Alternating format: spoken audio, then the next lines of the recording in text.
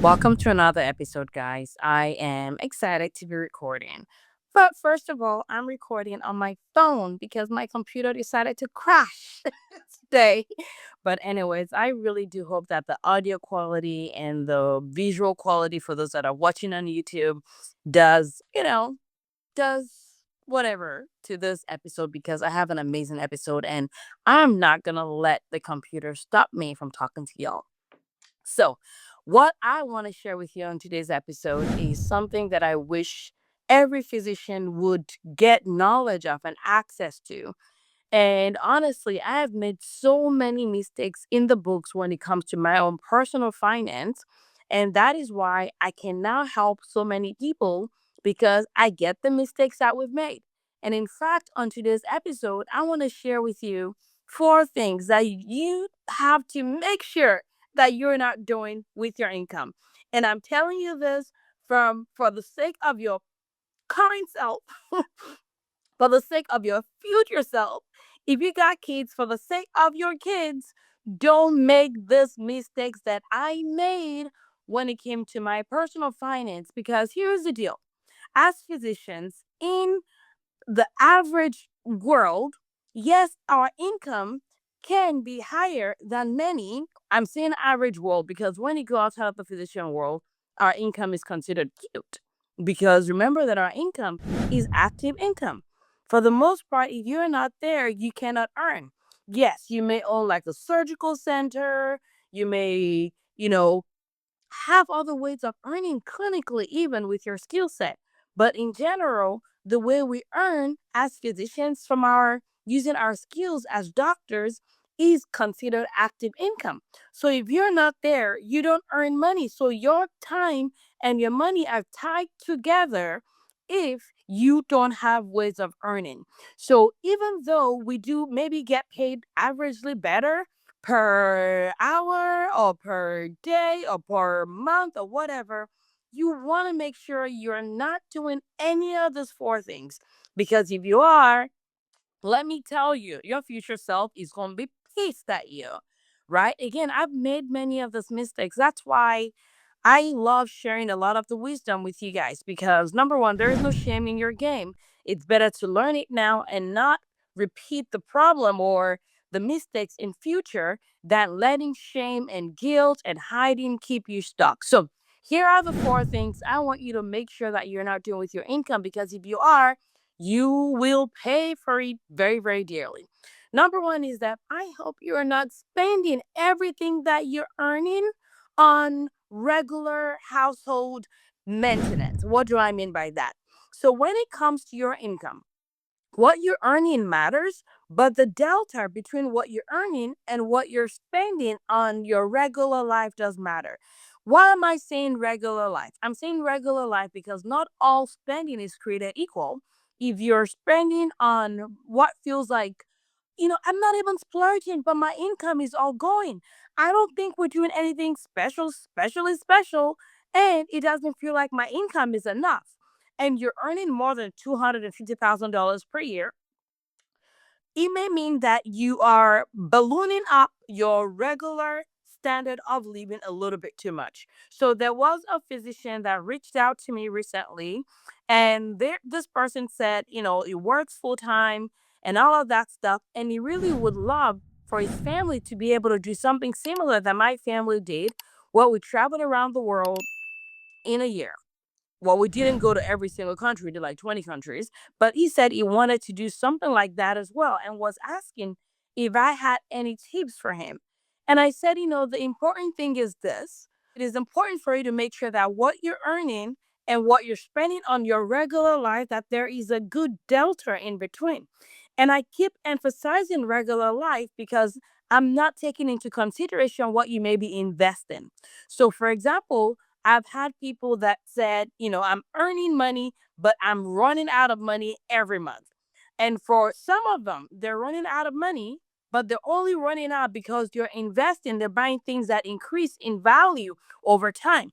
So maybe you're spending on buying a property, you're spending on buying a business, you're investing in the stock market, you're investing in a startup. Like, depending on what season you're in, different investment strategies may be wise versus not. So maybe you are doing that. And the reason why it feels tight is because you're spending money on assets.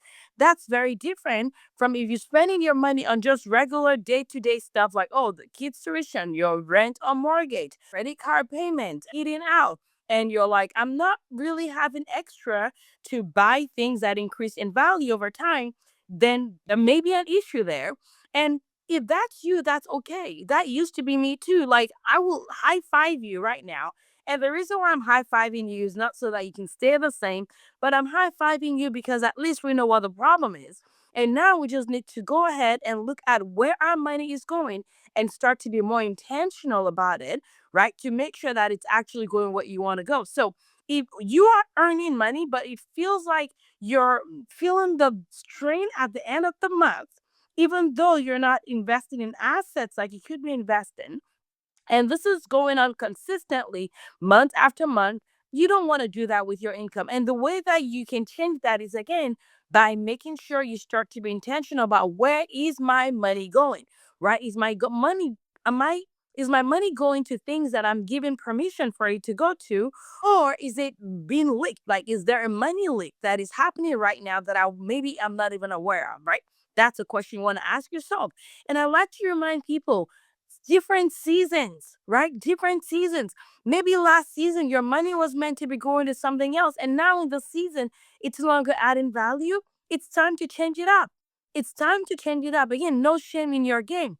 One of the mistakes that I find that people make is it's almost like we're assuming that every season should be the same, right? It's like driving and assuming that you go at the same speed and like you're driving 6 hours away and you're thinking that your accelerator is supposed to be like at that standard same spot every moment. That may not need to be the case.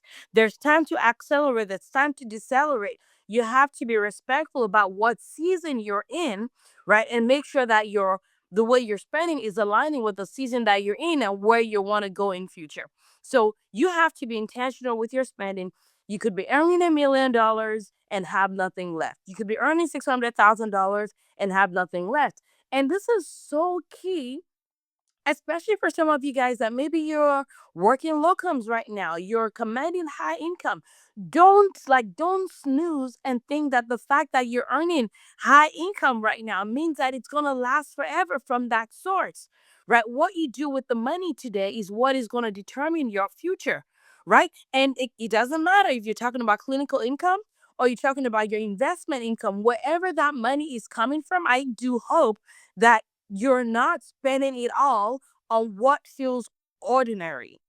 And if you are, it's okay. Now it's just time to change this up, right? This is how we change things. So that's number one. Number two thing is this. Hara, I love you. And I do hope for the sake of your future self that you're not putting everything that you're earning in just sitting down in your bank account. I know I've met some of you guys, and that's what you are doing. Or maybe before this episode, that's what you were doing. But now we're changing things up because now you've heard Dr. Latifat go, Chow, what you smoking? What are you doing? You cannot. Listen up. The reason why you don't want to keep your money in just a savings account, like all of your money in your savings account, is because if that's what you're doing and you're not investing your money, then your money is not working for you. And I've seen this not uncommonly from people that are afraid of losing money. They're like, oh, if I put my money in investment and I lose it, what's going to happen? Or people that are like, don't understand or don't, their financial literacy may be low in the season and they haven't learned how to invest simply and effectively.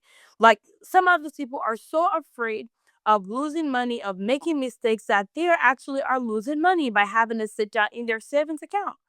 And when I say savings account, the same applies as well. If you are putting your money in your investment, whatever company you're using, Fidelity, Vanguard, but you're not having it invested for you, if it's just sitting down in cash, not because you're intentionally meaning for it to sit in cash, but because you're not actually mobilizing it and putting it to work for you. I've done that in the past. I've made that mistake. So maybe I'm like trying to do something quickly, put money in there, and I'm not actually investing it. I've made that mistake too. No shaming your game. The most important thing is go take a look right now and make sure that your money is going where you want it to be. It's actually being invested.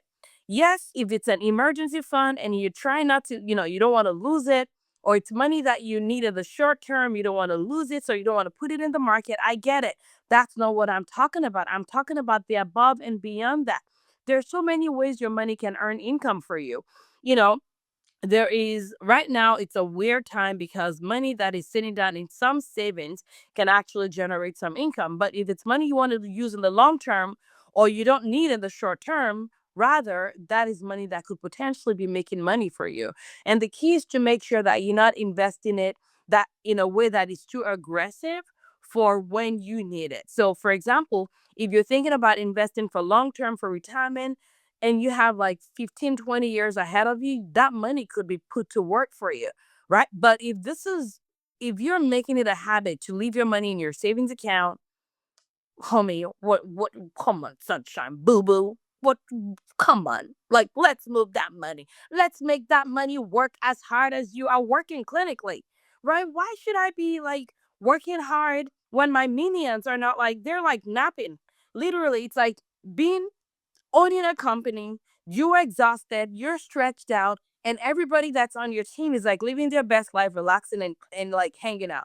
When you're like busting your butt and not and like working crazy hard, like above what you should be doing, when people that you're paying or you could be paying are not putting in the work for you. Like, you know, that means you're not delegating. So you need to delegate to your money by putting your money, like, placing it in where it's actually going to make you money. So I hope you're not letting your money just sit down, because you're going to overwork. You're not going to have free time. You're not going to have time to connect. I At the time of this recording, I just came back from a conference that I was attending, and I had a chance to meet one of our many school members who lives locally. And it was just so much fun to see her. And she put a post on social media about why it's so important to make sure that physicians are financially free. She's like, I wanted to go to this conference. I would have liked to, but I'm not at the place yet. She's working on it. She's putting her money to work, she's putting her minions to work, but you also need to put your minions to work. So that's number two. Number three. Number three mistake. Okay, so the reason why I'm so passionate about this episode, maybe I'm passionate about every episode, but the reason why I'm like aching a little bit is because I've done all of this. I've done all, not one, all of this. Number three thing you don't want to do is you don't want to give it all away. I know you're like, but Latifat, giving is a good thing. I hear you, but you don't want to give it all away right now until you're built enough trees that you can now choose to give the fruits away. But until your money is making enough money for you to give that money away, you have no business giving all of your money away. And if you're the first in your family to earn the income you're earning, you're a first generation wealth builder, first generation physician, or first in your family, like it is real that there can be so much pressure on you, especially if you're kind hearted, like a lot of my women are. You're like, I cannot wait to be able to serve my community, give back, right? That's something that is can be so core to us. And I hear you. But at the same time, it is so critically important for you to make sure that you are putting your money to work before you're like giving it all away. I'm not saying don't give. Decide what percentage you want to give. I believe that giving is an asset class. However, the same way you have to diversify among assets, you also have to diversify where your money is going by not giving it all away. I made the mistake. I would earn money and literally I could not wait to like give it all away, which is all fun and games and amazing and cute and all that. However, unless you've reached financial liberation, unless you've reached financial independence, unless you're at a place where you're like, if I just stop everything, my money would still be making money, you cannot afford to give it all yet. Because what happens is this: when or if your clinical income stops, you are going to suffer for it. The people that you are supporting are also going to suffer for it. And because you have not taken that money and planted enough trees, It is the equivalent of taking the fruit that you have and eating all of it and not reserving any seeds for you to plant. Again, it is very, very, it's very different from when you hear people at the end of their life are like, oh, I'm giving it all, right? That's very different. And you don't have to wait till the end of your life to give what you want to give. I'm not saying you should.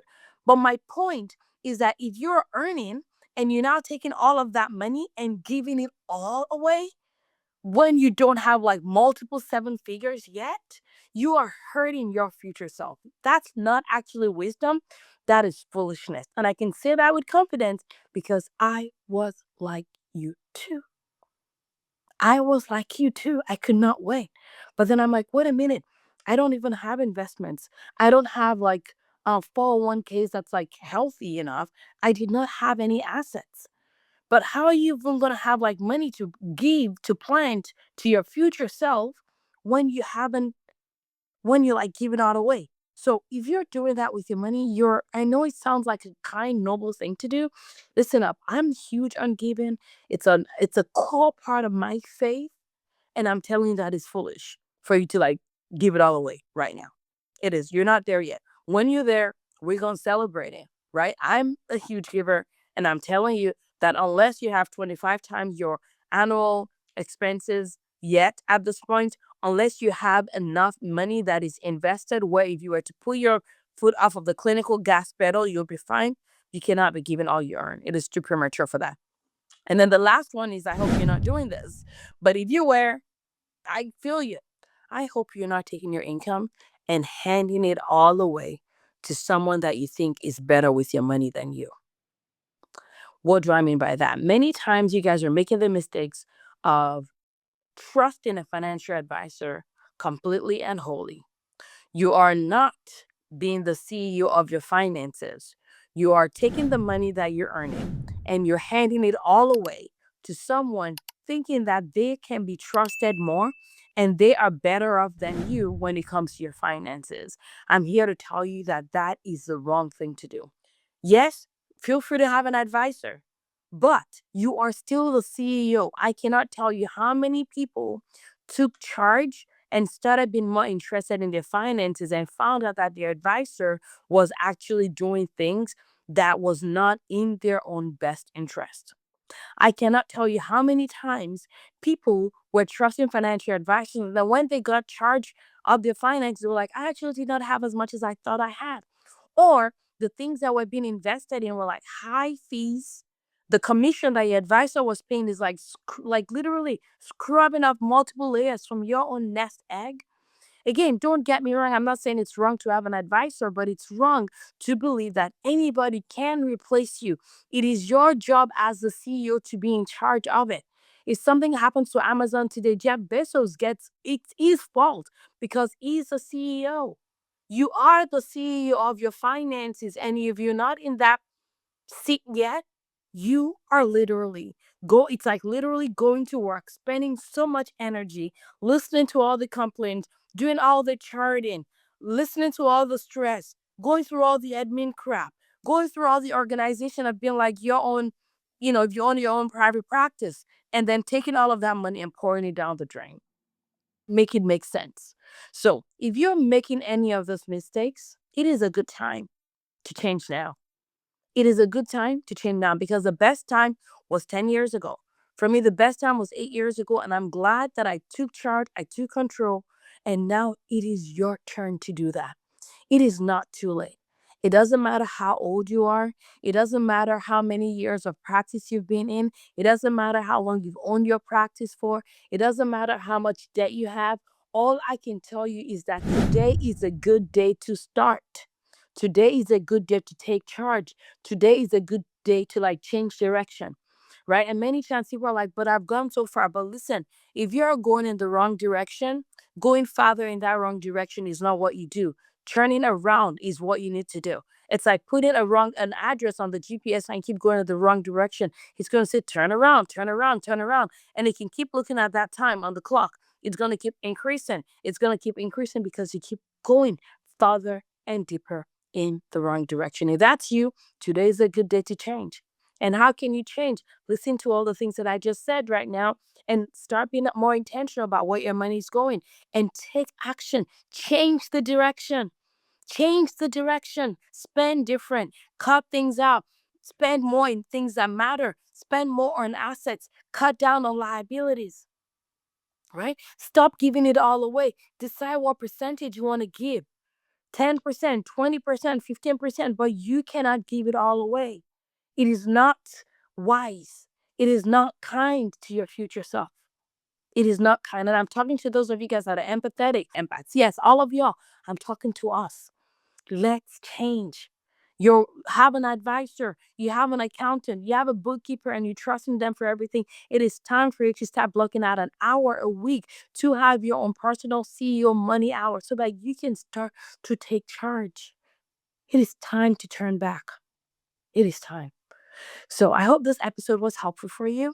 Depending on when you listen to this episode, we have resources that can help you. One of the things that we have is the Money School for Women Physicians. This is a one of a kind community for women like you that are starting and like thinking it is time for me to take charge of my finances. Whether you're a beginner, whether you're intermediate, as long as you're like Latifat, I cannot put my foot off of my clinical pedal. That means it is time to change something. You're like, I'm growing my finances, but it's not growing as far and as fast as I would like for it to. It is time to get the support you need. And what we do inside of the Money School is we have created a system that works. We have created a system where you can come learn from wherever you are and start to take actions. We have the coaching, we have the community, we have the support. Literally, there's a money village that is waiting for you. How deep do you want to go? Like, you want to keep burning multiple six figures a year? Or do you want to change directions now? Because at the end of the day, what you're standing to lose is not the money that you're going to be investing in yourself, but what you're starting to lose is the money that you are burning to the ground, the multiple six figures that's not working for you. There's nothing that makes me happier than seeing women physicians come into our community and going, Latifat, my net worth is growing. I have money left. Like one of our doctors who joined our money school about, I don't know, 6 months ago now. So when she joined, she was literally on freeze. She was like frozen when it comes to money. And now she's making money moves. She's changing where her assets are going, right? She's doing boss things.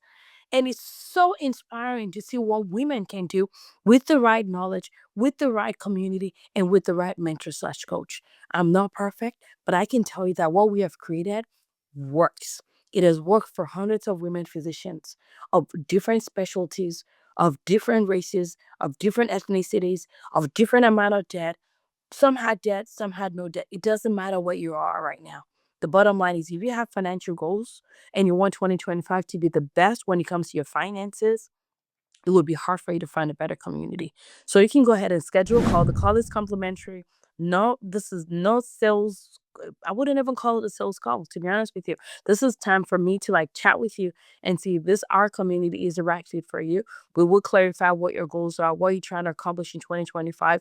We'll see where you are right now, see where you're trying to go, and see if this is the right space for you. And if it is not, I will point you in the right direction. We only want people here that we can help. And if that's not you, I've been known to tell people I don't think this is the right community for you. It's one of the literally the pleasures of my life is help people decide that it is, but also help people decide that no, we don't want you here. So the way you do that is go to moneyfitmd.com/call. We're here to serve you. Thank you so much for being a part of my world. I love you and I look forward to seeing you in the next episode. By the way, if you've liked this episode, make sure you share it with at least one other physician in your life. Love you so much. I'll talk to you soon.